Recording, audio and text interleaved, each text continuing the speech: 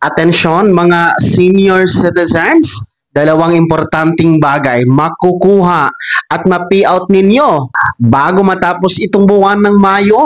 Pag-uusapan natin sa video na ito. Hold up.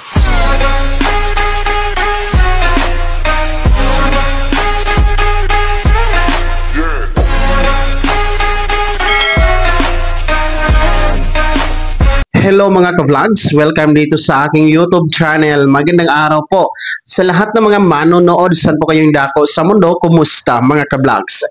Eto ha, mga senior citizens, dalawang importanteng bagay makukuha at mapipayout ninyo bago matapos itong buwan ng Mayo. Good news ito. Mamaya-maya pag-uusapan natin.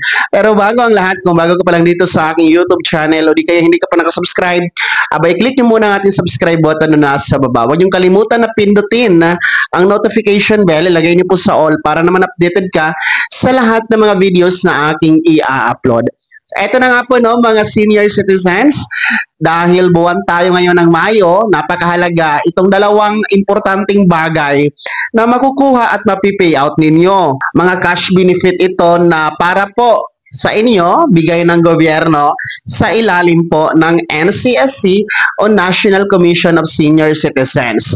Una po na bagay na pwede nyong makuha at ma-payout ngayong buwan ng Mayo o bago magtapos ang buwan na ito ay ang ating Expanded Centenarian Act cash benefit na 10,000 piso.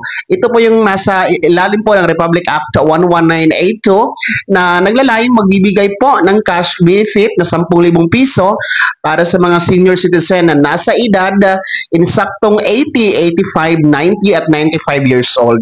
80, 85, 90 at 95 anyos simula po January 1, 2025 ng taon na ito. Pero good news dahil ang mga nag-80, 85, 90 at 95 years old last year simula March 17 hanggang December 31, 2024, pwede na po kayo mag-apply sa OSCA office para po maka-payout kayo ng 10,000 pesos next month. Kung ngayon po na buwan kayo mag-a-apply. So, 10,000 piso po yan kahit pa paano. Malaking tulong po. Lalong-lalo pa sa mga merong maintenance sa gamot, pagpapa-check up, pambili ng pagkain at iba pa. And paalala po sa mga makakakuha at magpe-payout ng 10,000 piso buwan ng Mayo, ang payout schedule nito, expected po natin possible nasa 4th week bago magtapos nga this May. Yun naman po talaga yung schedule ng NCSC na payout every last week of the month. Huwag kayong mag-alala kasi extended naman po yan. And yung mga makakakuha at magpe-payout nga sa buwan na ito ay yung mga nag-apply po noong buwan ng Abril.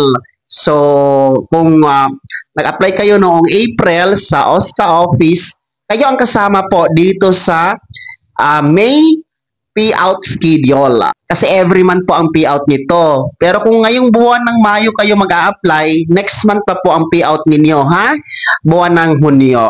So, yun po ang unang importanteng bagay na makukuha at mapipayout ninyo, mga lolo at lola.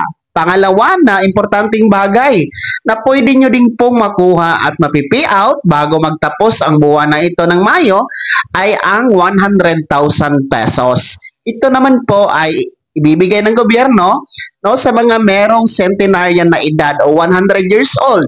So sa ilalim po ng tinatawag natin na Centenarian Act of 2016, ito naman po ay nasa pamamahala na ng NCSC. So 100,000 pesos po for our centenarian or 100 years old na mga lolo at lola. So ang mga makakakuha at makaka-payout din po sa buwan na ito ay sila din po yung nag-apply noong April. Kasi pareho lang doon sa Expanded Centenarian Act na 10,000 pesos.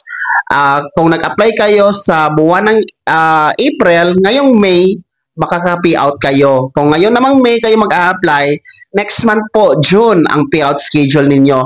So, ganun po ang proseso sa pagka-payout po ng ating mga cash benefit na 10,000 pesos for Expanded Centenarian Act at 100,000 pesos for Centenarian Act, no? Nasa ilalim po ng NCSC. Bigay po yan ng gobyerno, mga lolo at lola. Kaya sa mga nag-apply po noong April, no?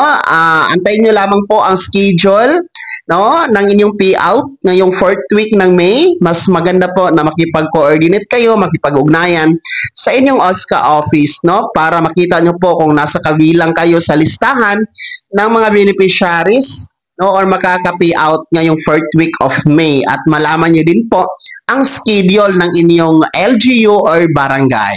Kaya naman, mga senior citizens, ano po yung comment at reaction sa balitang ito? Sino po ba sa inyo dito ang nag-apply noong buwan ng Abril at inaasahang makaka-payout, makakakuha ng cash benefit na 10,000 pesos o di kaya 100,000 pesos ngayong buwan ng Mayo? I-komento nyo po sa comment section na nasa baba. Pakilakip ng buong pangalan at kung taga saan kayo. Bago ako magtapos sa video na to, kung gusto nyo pong sumuporta sa aking YouTube channel, maaari nyo pong i-click ang ating super thanks button na nasa baba. Sa mga gusto maging miyembro, pwede po.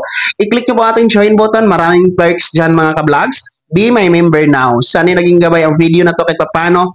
Pag-uusapan natin ang mga mahahalagang bagay-bagay na may kinalaman sa ayuda programa at benepisyo ng mga senior citizen. Kung hindi ka pa nakasubscribe dito sa aking YouTube channel, maaari nyo nang i-click ang ating subscribe button na nasa baba. Huwag niyong kalimutan na pindutin ang notification bell. Ilagay nyo po sa all para naman updated ka sa lahat ng mga videos na aking i-upload. Maaari nyo din i-like ang video na to at kung meron ka pang mga katanungan, maaari nyo i-komento sa comment section na nasa baba. Paki-follow na din po ang aking official Facebook page na nasa screen nyo. Muli po, ako si Daniel Timpao na nagsasabing dito sa aking YouTube channel, pawang katotohanan at lahat totoo lamang.